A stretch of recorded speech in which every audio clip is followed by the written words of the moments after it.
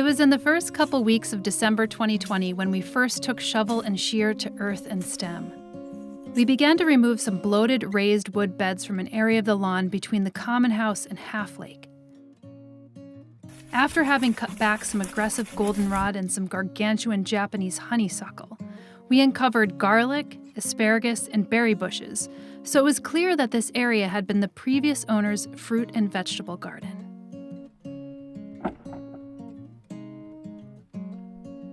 It is a perfect area for that.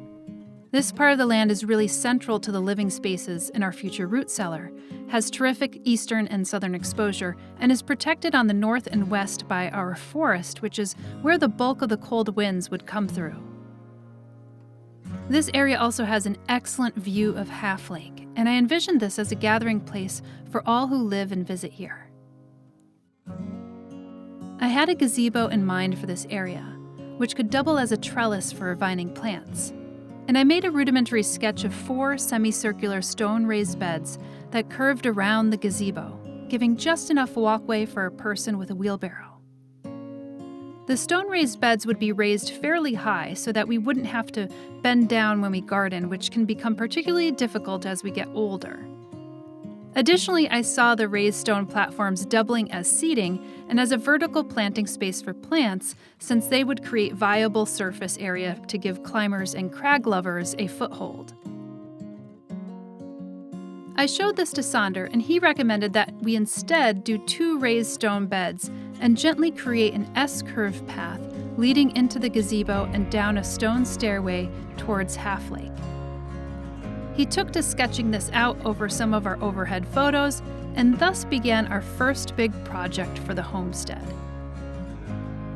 After we dismantled the bloated raised beds and spread the earth out, we had to build up, level, and compact the area to create a stable platform.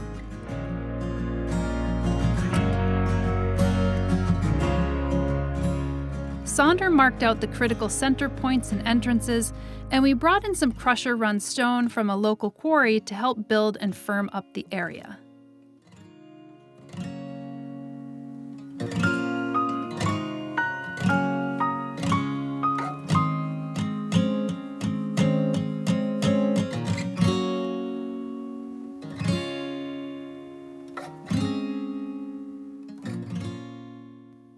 Our neighbor Steve came on board to assist with the heavy lifting and moving with his tractor, and over the course of several weekends was able to get a solid base for the gazebo and the wall.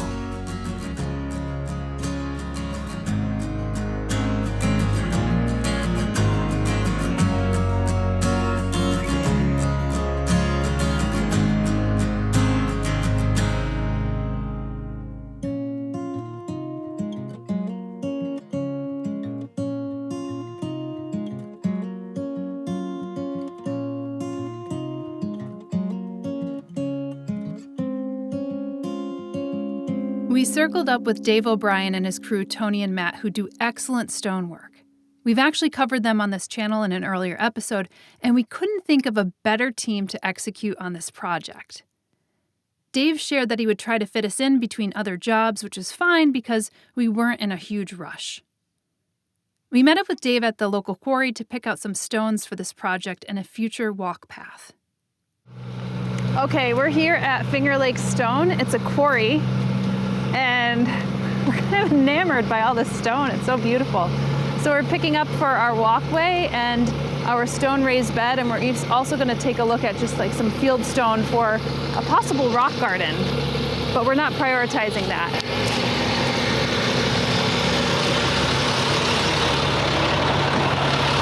I think that's Dave right there. His like face. Already got his face. His face is in the stone. I'm surprised he even acknowledged us. First come, first serve. I bet you were here at 6:59 before they opened up. I just got here. Nice to see you. How are you? Nice to see you. Yeah. You're not filming, are you? Yeah, of course we are. We're cutting at it. I mean, stone like this, they're getting out of the quarry again. Yeah. It's just matching this. It's just smaller pieces. That's nice too. It's very nice. See, even though it has chicken wire around it. This is gazebo vibes right here. Any color would do. Look at this special stone. Yeah, that's it. But I've never seen that one. But is this gazebo or is that gazebo? Both, but that was a bit more round feeling. This is a bit more sharp. The thing is, It's gonna be easier to make your wall. When you're making your wall, Yeah.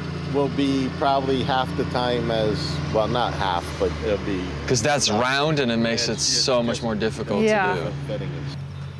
I completely see how this takes way longer to stack because Yeah. now you got to find a way to make sure that But it you're comes somewhat level. pre-stacked. Yeah. So do we put mortar between it or No. just stacking it No. like this, right? If you use mortar, you want to put a footing under Right. frost. Well, then we'll probably just stack it in a way that fits together. I mean, even the way that looks like stacked, that's Yep. great. So that's the look. We can throw that wall together then. Yeah.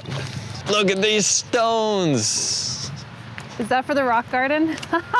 Can you imagine having to do that? Yes.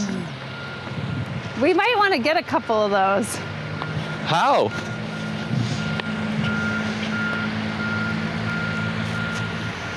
Wouldn't that be fun just to lay on? Oh, it's amazing. I could walk on those all day. In early June, we began getting some of the wall stones delivered for the project, and in a couple weeks, Dave, Tony, and Matt were there to get the project started.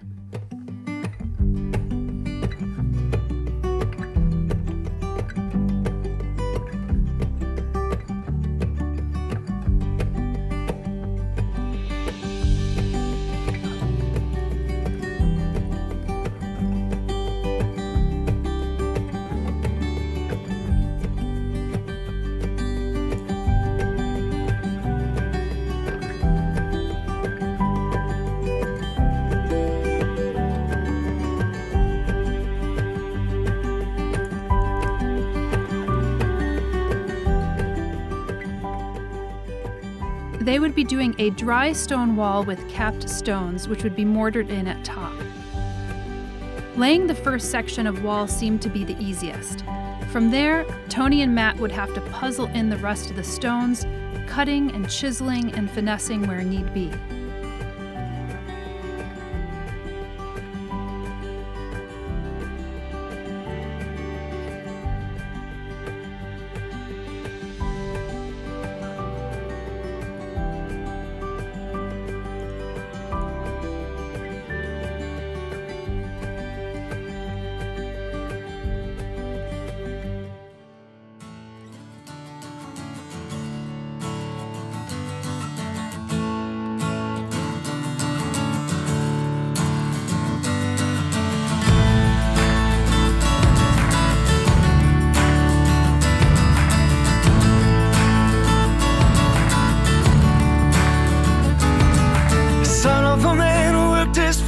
To the bone, just trying to make something out of nothing, you know. He never wanted silver, gold, or the finer things. Just a wife and kids, a home, and the American dream. Whoa, how you gonna step in line?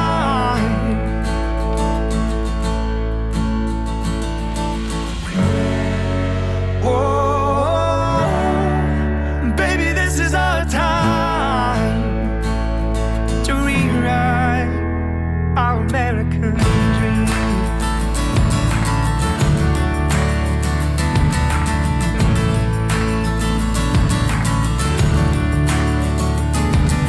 I wanna see the world from the edge of my seat, through a big windshield or a plane, not a TV screen. Don't you need the road to tell you who you really are? Find out whether or not a man could ever change his stars. Whoa, how you gonna step in line?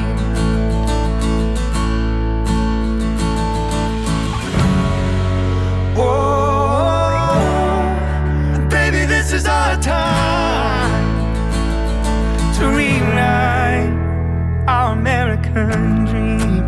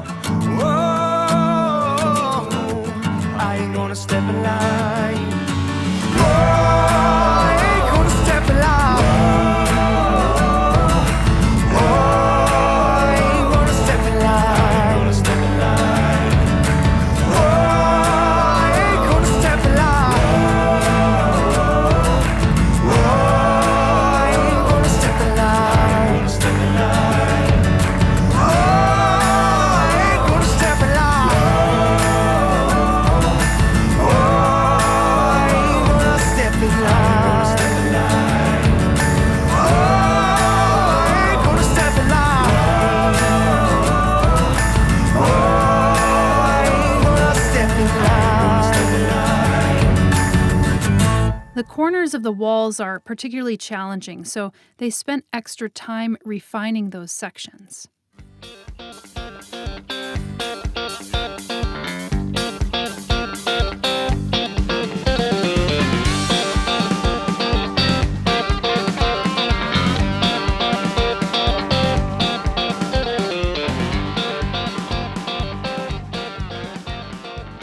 And to ensure the stability of the wall over time, they reinforced the inside walls with steel rods in certain sections. Now, this isn't entirely necessary, but it does provide added assurance that the walls wouldn't move or collapse inwards or outwards, especially as we start to fill the beds up with soil. All that extra weight pushing against the walls over time can affect its stability.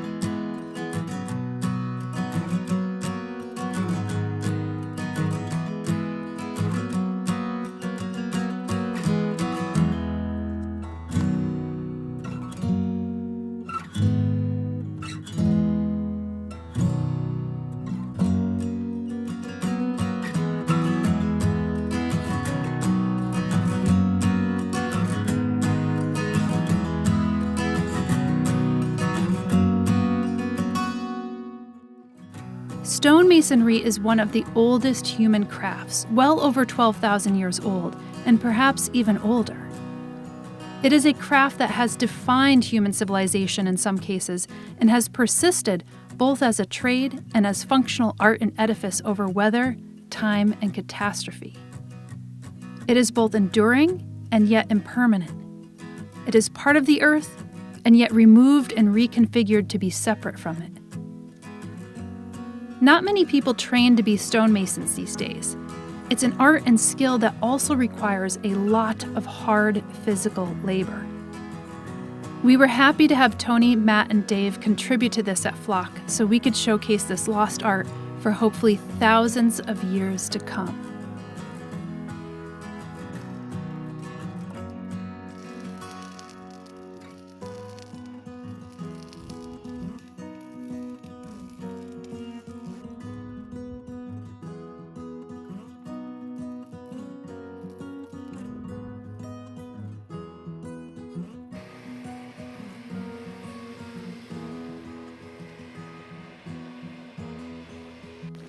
It took us 2 years to get here.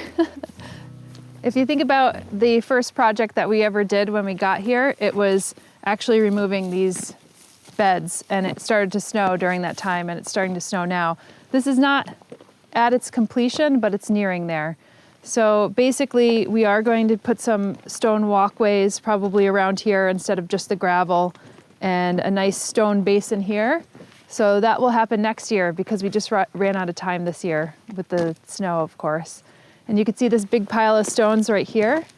Well, we'll probably throw some of the smaller bits in here to fill that up. Not all the way, but maybe 2 to 3 inches down here because these are still quite tall. And then we'll fill up the rest with a raised bed mix. And then we'll have it prepped and ready to go for planting come spring, which is basically how we prepared the orchard. We had that finished in the fall, winter, and then as soon as April came around, we were able to plant it up. So ideally, if the snow subsides or abates anytime soon, we'll finish that up.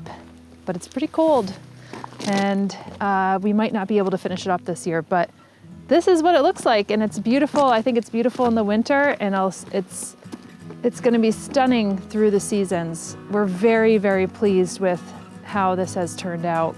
Yeah, it looks really cool with the snow on top. Yeah, it's like a little winter wonderland. You can almost imagine like a little carriage coming up here, you know, a little sleigh with the sleigh bells ring, right? That 'tis the season. Thanks for sharing in this experience of building the gazebo and raised stone beds here at Flock. Now you could hit that like, subscribe, and notifications bell and all that good stuff to help our channel grow. It's just a small little action that makes a huge difference. We reinvest 10% of our Google AdSense revenue back into community-based projects here in the Finger Lakes, and that's actually matched by our partners over at Espoma Organic. Thank you so much for your continued support, and we'll see you in the next adventure here at Flock.